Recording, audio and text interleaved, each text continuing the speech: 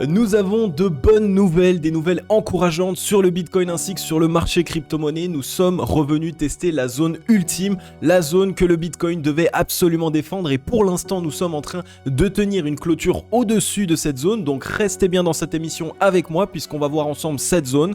Par la même occasion, on va aller analyser Ethereum, les BTC1 futurs CME ainsi que le dollar. Donc restez bien jusqu'au bout de cette émission parce que c'est ce qu'on va aller voir tout de suite. Even when you feel low, you can still go. Even when you feel slow, you can still go. Even when there's no hope, you can still go. I never answer to no, man, I still go. Go, go, go, go, go, go, go, go, go, go, go, go, yeah, go.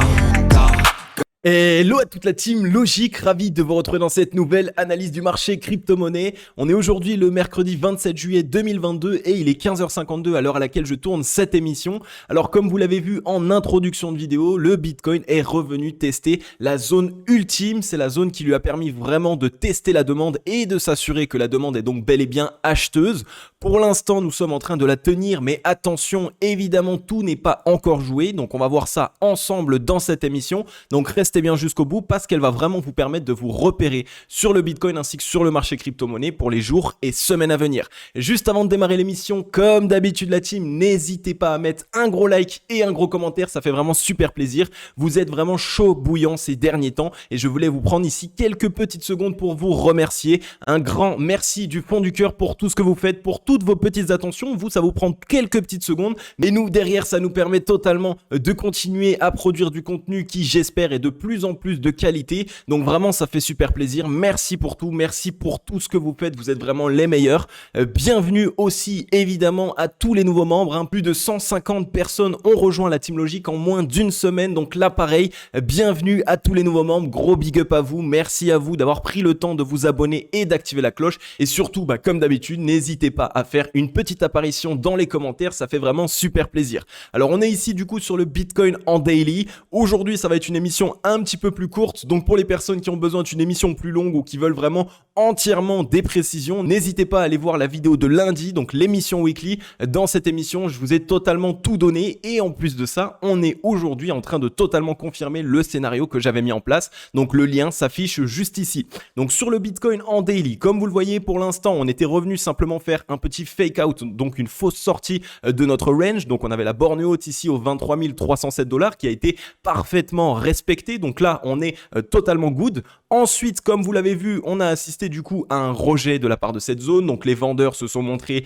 et en plus de ça, les acheteurs s'étaient essoufflés puisqu'ils ont dû passer de ici à ici. Et comme vous le savez, lorsqu'on est dans des zones qui ont été extrêmement travaillées, donc vous le voyez ici, et bien à ce moment-là, ça essouffle très facilement les acheteurs. Donc on a assisté ici à un petit dip, une petite correction pour évidemment récupérer du souffle, mais aussi et surtout pour tester la demande. Vous le savez, chaque mouvement qui est réalisé sur le marché crypto-monnaie, que ça soit une tendance ou un range, il a pour but directement de venir tester la demande et de s'assurer que soit les acheteurs ont assez de force pour garder le momentum et donc essayer d'initier une tendance haussière, soit de l'autre côté que les vendeurs ont plus de force que les acheteurs et donc à ce moment-là qu'on ne puisse pas démarrer une tendance haussière. Et bien pour l'instant nous sommes venus tester la demande et une bonne chose c'est que nous sommes en train actuellement de valider la demande acheteuse et ça c'est un très bon signal. On est revenu tester exactement la zone dont je vous avais parlé aux 20 800 $. Donc ici avec cette mèche sur la journée d'hier, très très bonne indication, elle a été immédiatement sauvée par les acheteurs. Donc les acheteurs ont immédiatement racheté la mèche, ce qui montre que les acheteurs sont en train actuellement de défendre cette zone qui est vraiment la zone pivot puisque c'est la zone qui a été la plus travaillée. Qui veut dire la zone la plus travaillée? Cela veut simplement dire qu'il y a eu le plus d'échanges, beaucoup d'achats, beaucoup de ventes exactement sur cette zone. Donc lorsqu'on a eu des zones de fort échange, si on est au-dessus, alors on maintient la zone pivot et donc on a un momentum qui est plutôt acheteur. Et si on est en dessous, eh bien malheureusement les acheteurs ont moins de force et donc à ce moment-là, il risque d'y avoir une jambe baissière supplémentaire. Le fait de tenir cette zone pour l'instant nous envoie un très bon signal. Une fois de plus, je vous rappelle que nous sommes à nouveau dans une dynamique haussière pour l'instant sur le Bitcoin en daily, donc à court court ainsi que peut-être moyen terme, étant donné que nous sommes dans cette disposition de double creux ascendant et que nous n'avons pas initié pour l'instant de M-top. Donc là, on est venu corriger en V-top. Donc pour l'instant, on reste ici dans une dynamique acheteuse, donc on a plus de probabilité de pouvoir repartir à la hausse et potentiellement de casser ce range. Donc on va surveiller évidemment ce qu'il se passe. Si on assiste simplement à un rebond et qu'on voit qu'on n'arrive pas à faire un top plus haut que les précédents, donc un top plus haut que les 23 728 $, alors à ce moment-là, malheureusement, on risquerait de se mettre dans une disposition de M-top et donc ce sera une dynamique baissière qui sera initiée. Et là, attention, il risque d'y avoir une jambe baissière supplémentaire. Par contre, à l'inverse, évidemment, si on arrive à trouver rebond et à partir ici plus haut que le précédent top, comme je vous l'ai dit, aux 23 800 $, alors à ce moment-là, on pourra totalement avoir ici cette accélération haussière. D'ailleurs, en parlant d'accélération haussière, si on regarde maintenant directement en termes de volume profile, on voit qu'on a un énorme creux de volume profile ici, juste au-dessus de notre tête, ce qui veut simplement dire que si le Bitcoin trouve rebond et casse enfin la borne haute du range, donc cette zone de résistance ici, des 23 326 $, alors à ce moment-là, on aura une accélération du prix et on reviendra chercher entre les 28 000 et les 29 523 $, ce qui nous ramènera par la même occasion directement dans cette zone de rechargement vendeuse. Donc il faudra évidemment de toute façon rester prudent par la même occasion, même si ici nous assistons à la fameuse accélération acheteuse, étant donné que nous risquons de toute façon de revenir dans cette zone de rechargement vendeuse. Donc pour l'instant, il ne faut pas non plus crier au gros retour, on va repartir aux 70 000. Mais les indications sont plutôt bonnes, on voit qu'on a eu ici une première jambe haussière du Bitcoin qui s'est fait avec un volume qui est croissant, et la jambe baissière qui a été réalisée ici s'est fait avec un volume qui a été décroissant. Donc c'est un bon signal, les acheteurs sont en train de se présenter, les vendeurs eux ont plus de mal à essayer de s'imposer. Donc pour l'instant, les acheteurs sont plutôt bien. Maintenant, attention, on a une légère divergence baissière qui s'est mise en place sur le MACD et on est en train de retester la zone de neutralité. Donc la journée d'aujourd'hui va être décisive. Si malheureusement on vient casser la zone de neutralité, alors très mauvais signal, ce sera une disposition ici de M-top sur le momentum et donc les vendeurs vont reprendre la main et ils risquent ici d'essayer d'entamer une jambe baissière supplémentaire. Mais à l'inverse, si on arrive à tenir cette zone de neutralité et qu'on trouve rebond dessus, alors à ce moment-là, on risque potentiellement d'essayer d'aller chercher un top plus haut que le précédent. Et donc là, à ce moment-là, on pourra valider ici ce très beau W dans le momentum, ce qui nous permettra évidemment, et donc ce qui permettra évidemment aux acheteurs de venir casser cette zone de résistance et donc de s'imbriquer dans ce creux de volume profile que j'ai affiché juste précédemment, ce qui permettra facilement au prix, donc au Bitcoin, d'accélérer ici de manière assez rapide.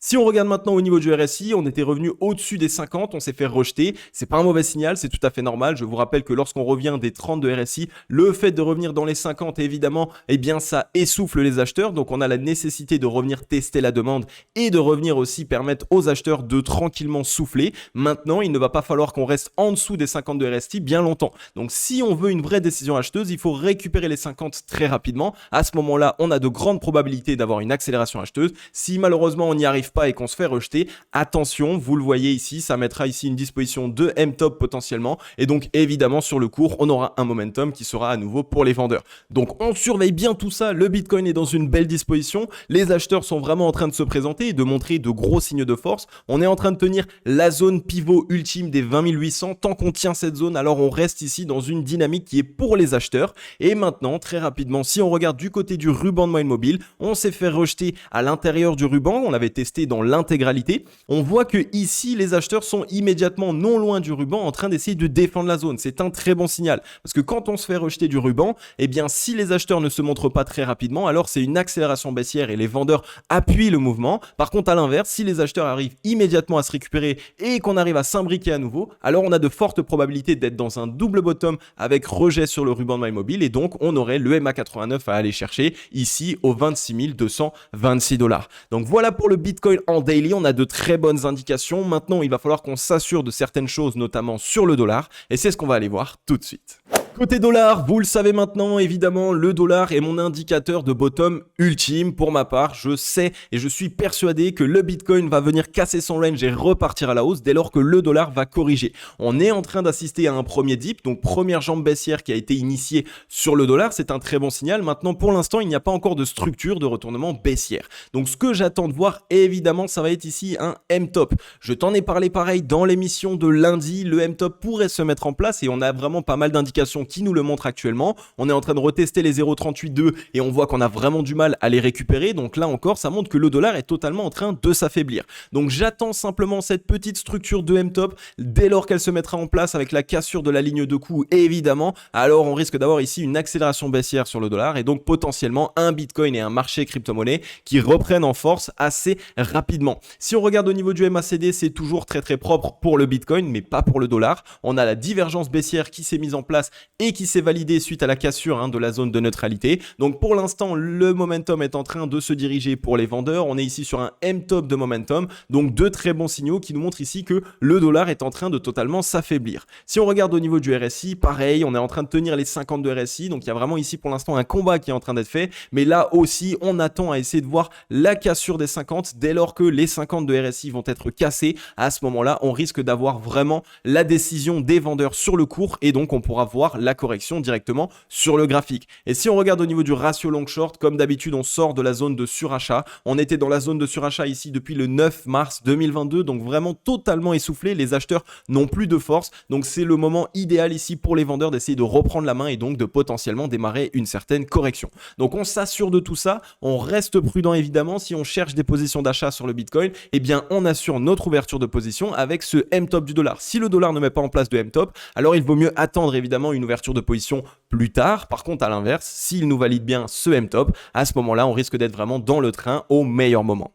Ensuite, notre ami Ethereum. Ethereum qui est vraiment chaud bouillant ces derniers temps. On voit qu'il est extrêmement résilient par rapport à une grande partie des cryptos ces derniers temps, surtout du côté institutionnel et professionnel. Donc, ils sont sans doute en train d'essayer de pricer la news puisque enfin Ethereum a donné une date potentielle. Normalement, ça devrait être tenu pour le merge, donc pour ce qu'on appelait avant Ethereum 2.0. Ce sera ici lors du 12 ou du 15 septembre normalement. N'hésitez pas à me dire en commentaire si je me suis pas trompé. C'est de tête là comme ça actuellement. Donc, on a vraiment ici quelque chose qui est peut-être en train d'être pricé de la part des institutionnels à l'avance et donc ils sont sans doute en train d'essayer de se positionner sur cet actif. Ethereum toujours dans une très belle disposition, on était ici sur un triple bottom qui s'est validé avec la cassure évidemment de la zone de résistance des 1200-1300 $, donc très bonne indication, on est en train de se maintenir au-dessus. Comme vous le voyez pour l'instant, on est toujours très bien, on est dans une belle disposition, on n'a pas vraiment de M-top qui se met en place, donc on va bien surveiller ce qu'il se passe sur Ether pour les prochains temps. Attention maintenant à court terme, on voit qu'on est non loin de la zone de surachat. Donc il pourrait, s'il le souhaite, réaliser la petite poussette supplémentaire, revenir ici dans les 1700, à la limite 2000 $ maximum. Mais lorsqu'on sera ici dans les 2000 et les 2285, attention, il risque ici d'avoir la nécessité soit de corriger, soit de consolider parce qu'il aura utilisé beaucoup de force. Tout simplement parce que comme vous le voyez, j'ai tracé ici la garage zone du précédent mouvement haussier. Et dans cette zone, généralement, lorsqu'un actif connaît un mouvement haussier et qu'on trace sa garage zone, et bien à ce moment-là, cela nous montre la décorrélation assez importante, donc les acheteurs qui manquent de souffle et potentiellement avec de fortes probabilités les vendeurs qui essayent eux de retourner le prix à la baisse. Donc ça pourrait être très simplement quelque chose de ce type. On revient chercher du coup dans cette zone et on corrige et ensuite on revient chercher pourquoi pas les 1700 $ en tant que support, cette zone qui ici est actuellement une zone de résistance. Donc on surveille tout ça, Ether est plutôt dans une belle disposition. Maintenant attention évidemment à ne pas rentrer trop tard, c'est soit on essaye d'entrer au meilleur moment et donc dans ces zones ici entre 1000-1500 $ sur Ether, soit on rentre trop tard, mais là attention, on prend bien plus de risques. Donc on surveille tout ça. Pareil pour l'instant, Ether tient la zone de neutralité. Tant qu'on la tient sur le MACD, le momentum est pour les acheteurs. Si on la cède, malheureusement, ce sera un momentum pour les vendeurs. Donc là, on est toujours dans une belle disposition. On a mis en place un top ici plus haut que le précédent sur le momentum. Donc ça montre que les acheteurs sont bien ici en train d'essayer de pousser de plus en plus et avec de plus en plus de force et de ferveur. La Team Logic, juste avant de vous passer le dernier actif, vous connaissez maintenant pour la plupart le mystérieux grimoire de l'investisseur crypto-monnaie qui est un guide que j'ai rédigé moi-même et que je vous offre totalement gratuitement pour vous remercier pour tout ce que vous faites, pour vos likes, vos partages, vos abonnements, bref, pour tout ce que vous faites au quotidien. Le lien est en description, il est aussi en commentaire épinglé. N'hésitez pas à aller le télécharger, c'est totalement gratuit. À l'intérieur de ce mystérieux grimoire, vous allez obtenir 11 tips et procédés indispensables à absolument connaître avant de vouloir investir sur le marché crypto-monnaie. Donc il y a vraiment ici deux points majeurs que nous traitons dans ce mystérieux grimoire. C'est premièrement le plan d'action d'investissement. tous les investisseurs qui essayent ici de s'atteler au marché crypto-monnaie sans plan d'action d'investissement se font totalement défoncer. Et on parle de milliers, voire dizaines de milliers d'euros de pertes. Donc pour vous éviter ça, évidemment à l'intérieur de ce mystérieux grimoire, je vous partage des plans d'action d'investissement et je vous montre comment les appliquer à votre stratégie. Et en plus de ça, de l'autre côté, je fais en sorte de vous mettre en avant toutes les erreurs dans lesquelles les investisseurs tombent généralement. Ces erreurs-là, elles vont vous permettre d'éviter un certain nombre de pertes et donc potentiellement de réaliser ici un investissement qui est intelligent et surtout qui vous met en sécurité. Donc n'hésitez pas, c'est totalement gratuit, c'est pour vous remercier de tout ce que vous faites. Le lien est en description, il est aussi en commentaire épinglé. Et ensuite, dernier actif, les BTC1 Futur CME. Donc on est directement ici chez les professionnels et pareil, j'ai envie de dire, on est toujours sur quelque chose d'extrêmement propre. Comme on le voit chez les BTC1 Futur CME, nous ne sommes pas encore revenus tester le spike de volume profile, donc la fameuse zone ici pivot, ici présente au 20 470. Vous vous rappelez évidemment, les BTC1 Futur CME, c'est différent du Bitcoin Spot, tout simplement parce que ce sont les professionnels et les professionnels, eux, ne tradent pas, donc n'ont pas la possibilité de trader le week-end. Donc il peut y avoir certaines différences, que ce soit dans le prix ou dans des indications ou des indicateurs, mais ça reste généralement majoritairement beaucoup plus propre que sur le spot lui-même. Et comme vous le voyez, pareil, on est sur la même disposition, on est toujours au-dessus du spike de volume profile et surtout on a au-dessus de la tête ici un creux de volume profile qui pourrait être très simple ici, on pourrait s'imbriquer à l'intérieur et donc nous permettre de réaliser une accélération haussière assez rapidement pour combler le gap. On a un gap haussier ici qui nous maintient juste au-dessus de la tête au 28 810 jusqu'au 27 365 et on le voit ces derniers temps, il y a une vraie pression acheteuse qui est réalisée sur le Bitcoin en grande partie de la part des institutionnels. Donc je pense que ça les dérange totalement d'avoir un gap ici juste au-dessus de la tête et donc majoritairement, vous le savez maintenant, on a de grandes probabilités de venir récupérer ce gap, de venir combler ce gap. Et après, on aura un deuxième gap qu'il faudra combler entre les 35 200 et les 34 405 $. Donc là encore, de belles indications, de belles possibilités pour la suite. Si on regarde maintenant très facilement au niveau du MACD, on a deux divergences haussières qui se mettent en place. Donc ça encore, c'est un très bon signal. Ça montre que les professionnels, les institutions sont actuellement à l'achat à nouveau sur le Bitcoin et recherchent de nouveau des positions longues. On met en place des tops en termes de momentum de plus en plus haut là encore. Donc très très bonne indication. Bref, ici, on a vraiment les professionnels qui sont à nouveau en train de racheter de manière abondante, de manière très forte sur le Bitcoin. Donc on doit surveiller tout ça. On a peut-être ici quelque chose, quelques éléments de réponse qui nous montrent qu'on pourrait potentiellement essayer de trouver une certaine reprise acheteuse d'ici peu. Donc une fois de plus, comme d'habitude, aucun conseil en investissement ici. Vous réalisez vos propres analyses et surtout vous mettez en place votre propre plan d'action d'investissement. Donc si vous pensez que ici il y a une opportunité d'achat, eh bien c'est bien, faites-le, mais surtout maîtrisez votre risque. Et de l'autre côté, si vous ne pensez pas qu'il y a une opportunité d'achat, eh bien ce n'est pas grave. C'est vous qui décidez. Une fois de plus, c'est vous qui gérez votre portefeuille, que ce soit vos positions d'achat ou vos positions de vente. Ok la team logique, j'en ai fini avec cette émission. Comme d'habitude, j'espère qu'elle vous aura fait kiffer un maximum. Si c'est le cas, n'hésitez pas à mettre un gros like et un gros commentaire. Faites-moi bombarder tout ça, vous êtes au top ces derniers temps, ça fait vraiment super plaisir. Évidemment, le marché n'est pas encore le plus euphorique possible, donc on n'est pas à 10 000 vues par vidéo, mais en tout cas pour les personnes qui êtes encore présents, les fidèles abonnés qui êtes encore là, vous êtes vraiment chaud bouillant et c'est exactement ce que je voulais et ce que je veux. C'est-à-dire une communauté fidèle et surtout engagée, et autant dire que ici, la Team Logique, c'est vraiment une communauté fidèle et engagée et ça fait juste super plaisir. Donc on va continuer sur cette lancée, vous le savez, ce n'est que le début. Je vous prépare évidemment un maximum de choses pour vous aider et vous accompagner sur le marché crypto-monnaie encore dans cette année 2022 et encore sur l'année 2023 et même sur l'année 2024. Donc on a encore beaucoup de choses à voir ensemble. Donc pour les personnes qui n'êtes pas encore abonnées, comme d'habitude, n'hésitez pas à vous abonner et à activer la cloche, c'est totalement gratuit et ça va vous permettre d'accéder à toutes les analyses que je vais réaliser sur les semaines, mois, voire même années à venir. Donc voilà, aujourd'hui, j'ai pas forcément beaucoup le temps de vous parler en fin de vidéo, je m'excuse, je vous fais des gros bisous. Comme d'habitude, vous le savez, je vais vous souhaiter à tous et à toutes une agréable journée ou une agréable soirée. C'était Cryptologique. Ciao, bye bye.